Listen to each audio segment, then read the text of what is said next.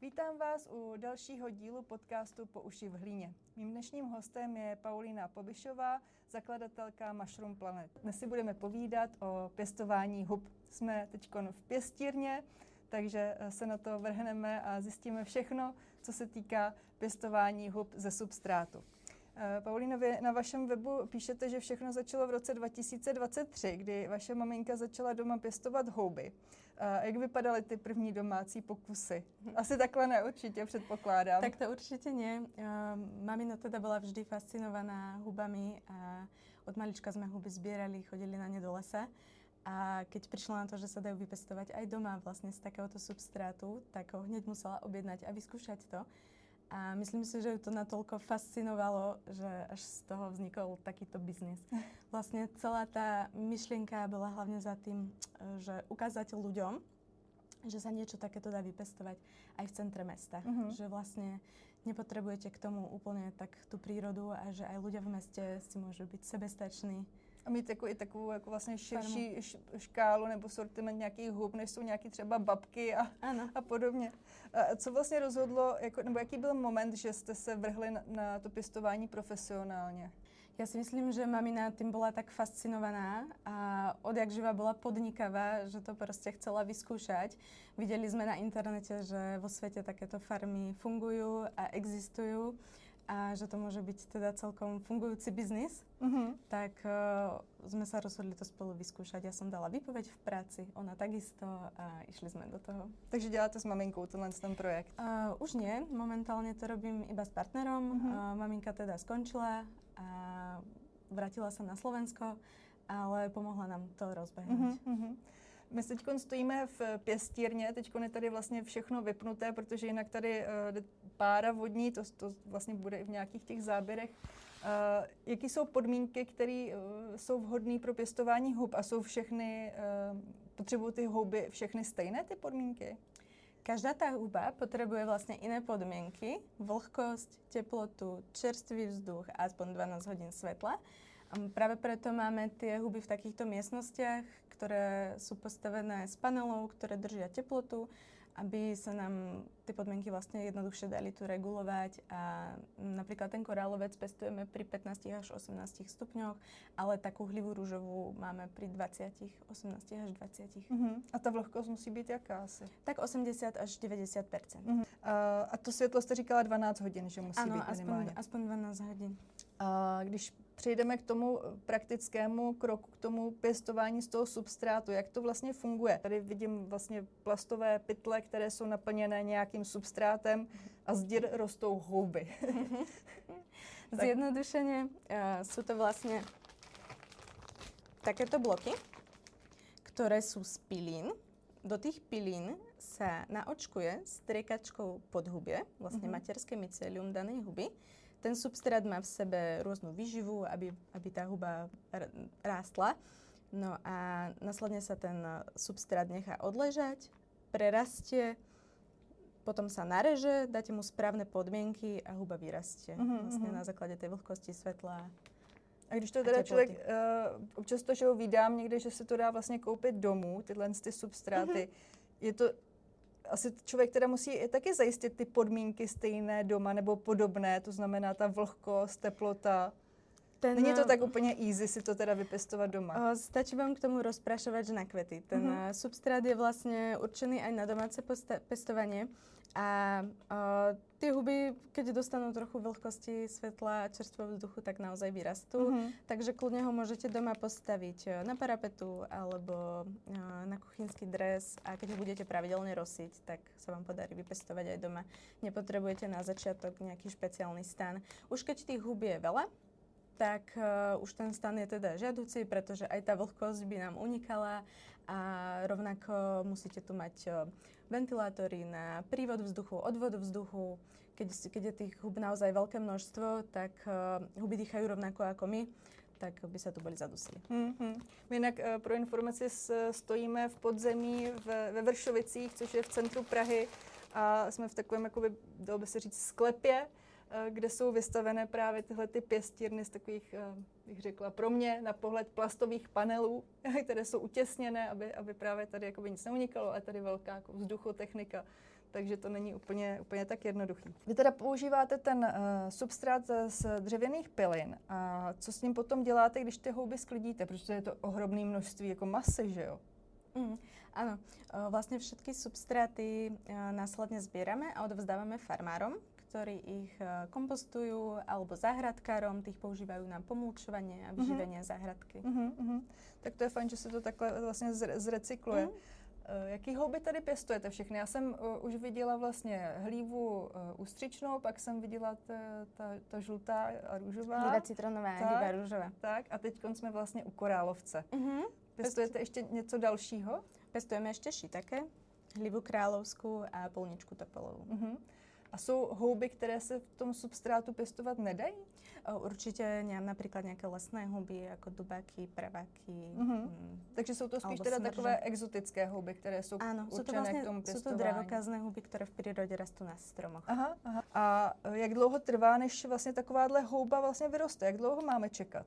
Nebo jak to očekávaný ten čas, než se to povede? Sú to tak 2 týždne. 10 až 14 dní. A je to hodně ovlivněný těma podmínkama, teda ta doba toho růstu, nebo je to vlastně přirozená nějaká doba, která ty houby trvá? Určite záleží na teplote. Čím vyššia teplota, tak tá huba rýchlejšie rastie. Kebyže ju necháme niekde vonku, tak tá huba rastie veľmi pomaly.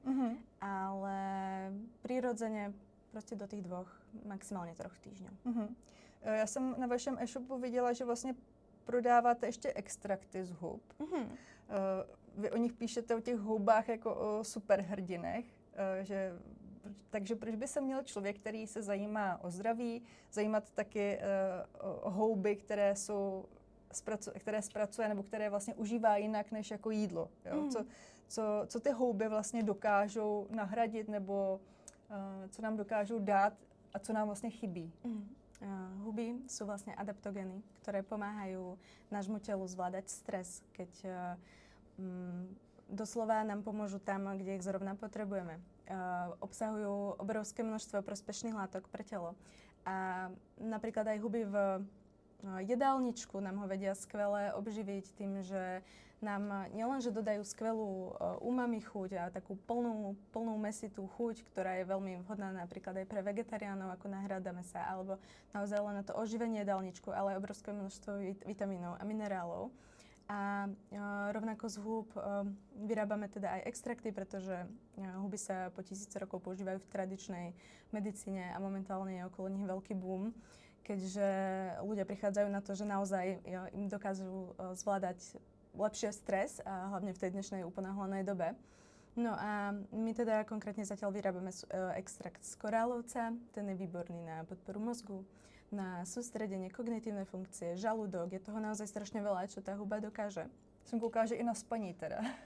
Určite. Co tam píšete taky se spánkem? Určite dokáže pomôcť aj na lepší spánok. No a vlastne preto sa užíva ako extrakt, pretože je tam vyššia biologická dostupnosť tých látok. Huby obsahujú chytín, vlastne bunečnú stenu húb, ktorú my nie sme schopní stráviť. A keď ten korálovec zjeme, tak z neho v podstate nedostaneme do tela všetky tie prospešné látky, ktoré by sme chceli práve na ten mozog, na tú obnovu nervového faktoru, ako sa dostane vlastne do toho extraktu pomocou tej extrakcie.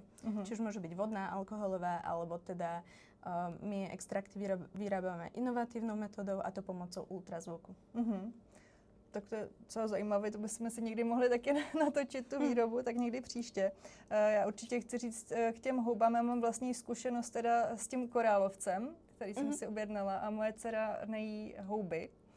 A já jsem ho udělala teda smažený, ten korálovec, a zrovna jsem nebyla doma, když jsem jí ten oběd přichystala a ona to snědla. A pak se mě teda ptala, co to bylo, že nebyla jako schopna to rozeznat. Ona je taková, jako, že jak je to jako něco divného, tak už to nechce.